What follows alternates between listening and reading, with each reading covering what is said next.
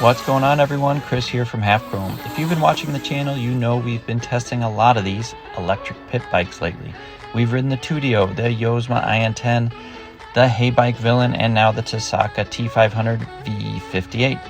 Everybody claims they've built the best bike for the money, and that usually means the bike's good at one or two things and kind of okay in other places. This Tasaca, however, has impressed us. After several weeks of riding it, crashing it, looping it, and letting my teenage son perform what OSHA would probably classify as unsafe product testing, I think we may have found the most complete electric pit bike for under $1,500. Now, before we get into it, Tasaca gave us a discount code for you guys. Use promo code HALF, that's H-A-L-F, and you'll save $200 for a limited time. If you're interested after watching the video, I'll put a link and code down below to remind you again at the end. Now let's get this thing out of the box. Almost there, buddy.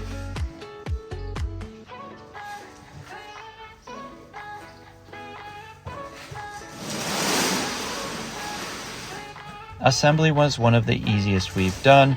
Our bike we received was an early production model. The manual we found was missing a couple of details, but that's okay. We sorted it out. This wasn't our first rodeo. The front wheel goes on, the handlebars, the headlight, rear suspension, pins, the pegs, etc. And you go for a ride. It's that easy. Compared to some other bikes we've assembled, this one was just as straightforward, if not more. One thing we noticed immediately, usually I find myself wanting to replace some of the things. The seat cover, the grips, the suspension may not be top notch, the headlight. Actually, Tasaca gave us a complete package here. The seat cover looks great, has good grip. The grips for the handlebars are great. The headlight is bright, near the best we've seen. We've upgraded some of our wimpier bikes in terms of the headlight department. And honestly, there isn't much that needed upgrading on this bike. It was good out of the box. On the design side, some of you may comment on the yellow color. It's not for everybody. We usually prefer all black. That's been a trend lately. If yellow's not for you, the Tasaca also comes in all black with some red highlights. The Tasaca has some optional plastics you can add on the sides near the top by the front fork. We started without these, so some of the video and photos you'll see from us don't have that. But we found the exposed corners of the as-delivered plastics were a little uncomfortable on the legs, so we installed the two extra body panels to good effect. My son in particular found it more comfortable to ride after putting those on. From a size standpoint, this definitely lands in a sweet spot, particularly for smaller riders. It's got a 14-inch front wheel, 12-inch rear, about a 28-inch seat height, which is good for riders from 4'2" all the way up to 6 feet tall or over. And with a 331-pound weight limit, this isn't just a kid's toy. I'm obviously bigger than my son, and it was comfortable riding for both of us. Of course, a little bit better suited for his smaller stature. It was comfortable enough. We'll come back to the seat comfort side of things in a minute because my son and I don't agree on that item. All right, let's switch gears here and talk about what you're really here to learn about, which is power.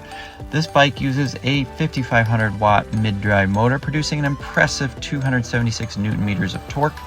The top speed is rated around 52 miles an hour, although we've gotten it over 62 miles an hour, so I'm not sure why they claim 52, but it's going faster than that, and that's faster than it needs to if we're being totally honest. It absolutely feels like the fastest bike we've tested in this class. If we had to rank them on speed and acceleration, we'd have the Tasaca at the top, followed by the Heybike Villain, the Yozma IN10, and at the bottom of the list, the Tuttio.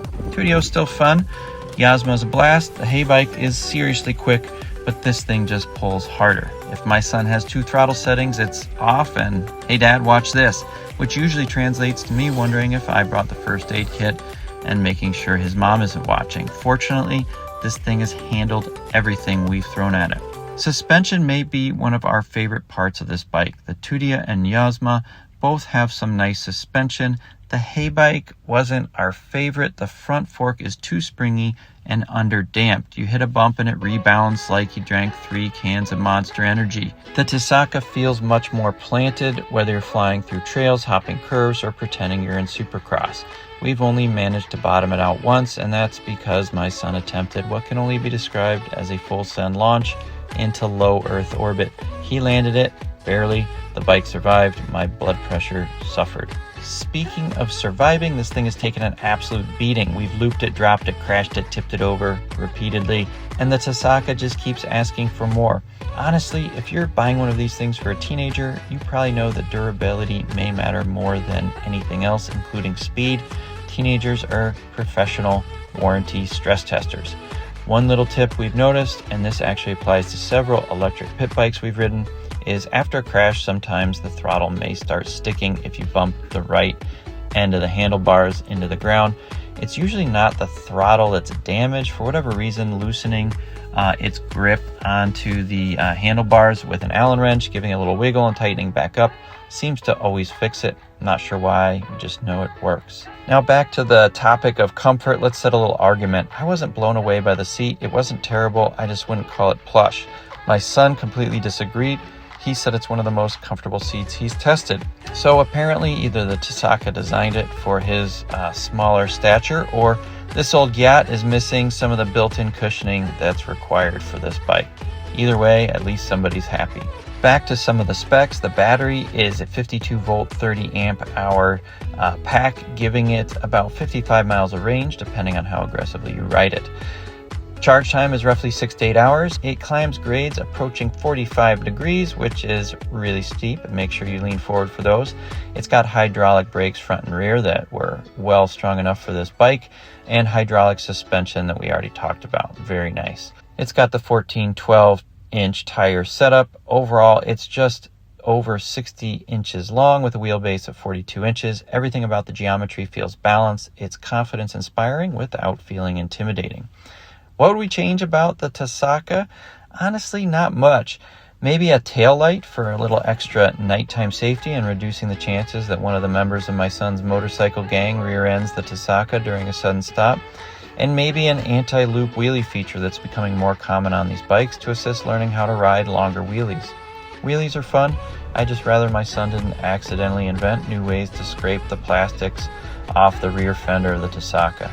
So what's the final verdict? Where does this leave us with the Tasaca T500-V58? It's actually the easiest conclusion we've had to make in a while. As we continue reviewing bikes, we're slowly selling off the ones that impressed us the least. Garage space isn't unlimited at my house, and this one is sticking around. It's not going anywhere. That's probably the highest compliment I can give it.